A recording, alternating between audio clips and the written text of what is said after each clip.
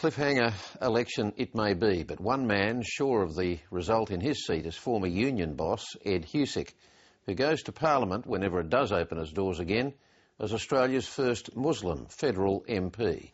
He's the new Labor member for the Western Sydney seat of Chifley, named in honour of Labor's iconic wartime Prime Minister Ben Chifley, but not before suffering a 7% swing away from Labor. It's still a safe seat, but the road to Parliament has not been easy. Ed Husic has accused elements within the Liberal Party in Western Sydney of repeatedly seeking to use his Muslim background as a divisive political issue. Thea de Chaos reports.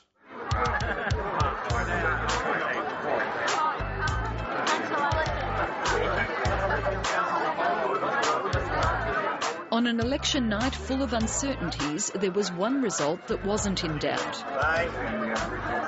At the Mount Druitt Workers' Club, ALP candidate Ed Husic celebrated victory among friends in Labor heartland in the Sydney seat of Chifley.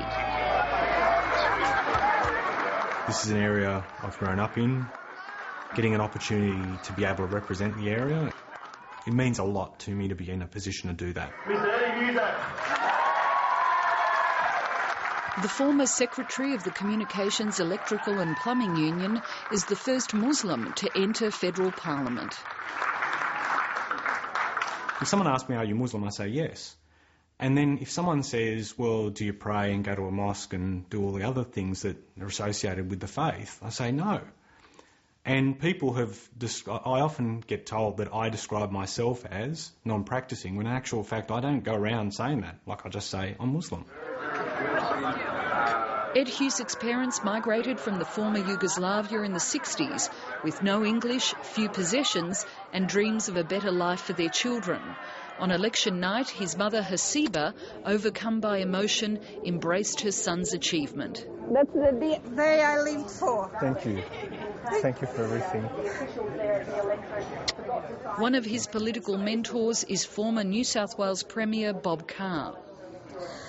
I know Ed doesn't want to make a feature of his religion, but it'll be a nice moment when he can go to a school that's got 70% kids from Islamic background, and I think it will say to them, in this Australia, you're not excluded. Ed Husic's campaign in Chifley hit national headlines temporarily when the Liberal candidate, invalid pensioner and conservative Christian David Barker was disendorsed after his Facebook page was revealed in a Sydney newspaper. In it, he wrote God was on the side of the Liberal right and accused opponents of bringing the nation closer to the hands of a Muslim country. He's disendorsed, he's gone, he's finished. David Barker had also written to the local churches seeking their support, describing Ed Husic as a strong Muslim. I honestly believe it was very important that the Christians in this area know that he's a Muslim. Why did you feel that that was important? Because we don't need Muslims in Parliament in Australia. It's just wrong. People shouldn't have to feel that level of guilt and hide themselves because they feel they can't engage in, day-to-day society. And that, to be honest, that's the thing that gets me the most. Ed Husic says David Barker's pre-selection is evidence that elements of the Liberal Party in Western Sydney are cynically using religion as a divisive political tactic during elections.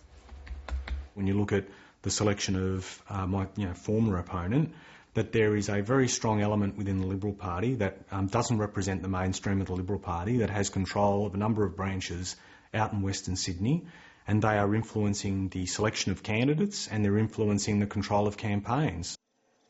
In the 2007 election in the seat of Lindsay, which is next door to Chifley, senior Liberal members were charged with distributing fake flyers, linking support for the Labor Party to a fictitious Islamic organisation. In the 2004 election campaign in Chifley's other neighbouring seat of Greenway, Ed Husic stood as a Labor candidate for the first time. Again, Ed Husic and his religion were targeted directly. Fake flyers described him as a devout Muslim working hard to get a better deal for Islam in Greenway.